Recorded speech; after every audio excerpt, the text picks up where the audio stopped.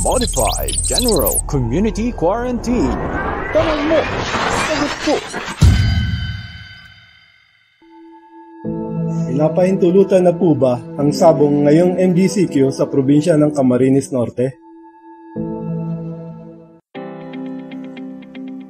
Ayon sa bagong kautosang tagapagpaganap bilang 39A sa taong 2020 ng Gobernador Edgardo A. Tallado, pinapahintulutan na ang pagbubukas ng mga piling sabungan sa probinsya mula ika-8 ng Nobyembre sang-ayon sa mga alituntuning ipapatupad ng Incident Management Team ng lalawigan. Ayon dito, tuwing linggo lamang magbubukas ang mga akreditong sabungan mula alas 8 ng umaga hanggang alas 5 ng hapon. Inaatasan ang lahat ng municipal at barangay government units kasama ang pulisya na paigtingin ang mahigpit na pagpapatupad ng DOH Minimum Public Health Standards, pagtakip at pagsampa ng kaso sa mga lumabag kabilang ang mga operators o may-ari na sabungan. No face mask, no entry sa lahat ng mga sabungan. Bawal po ang face mask na may vents. Pinapahintulutan naman ang mga cloth mask basta ito ay malinis at mayroong tissue paper o filter. Bukod rito, kailangan din magsuot ng face shield ang lahat na natatakpan ang buong mukha at hindi visor type. Mahigpit na ipapatupad ang physical distancing na 1 metro sa loob at labas ng sabungan. 5 tao lang ang papayagan sa loob ng ruweda o ring, 1 may-ari at handler ng bawat manok at 1 sentensyador.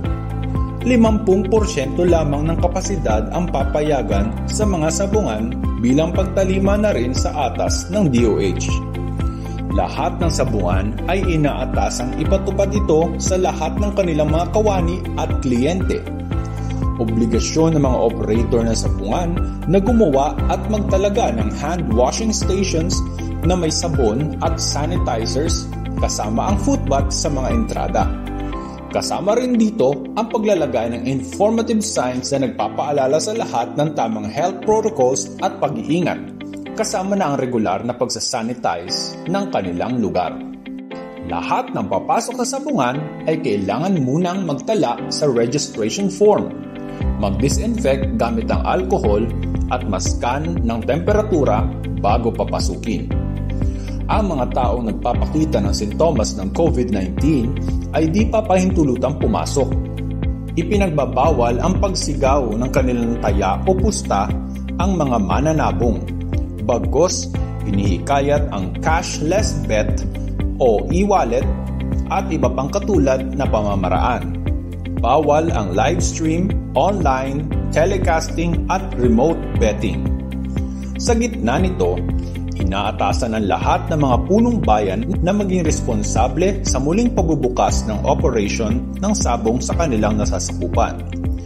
Mahaharap sa agad na pagpapasara ng establishmento ang mga mapatunayang lumabag, samantalang ang may-ari na sabungan o kawani ng pamahalaan na may pagkukulang ay mahaharap sa mga penalidad at reklamo.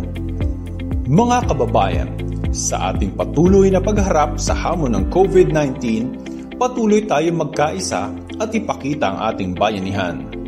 Laging tandaan na sa ating pagsunod sa mga alituntunin at batas, may buhay na maliligtas.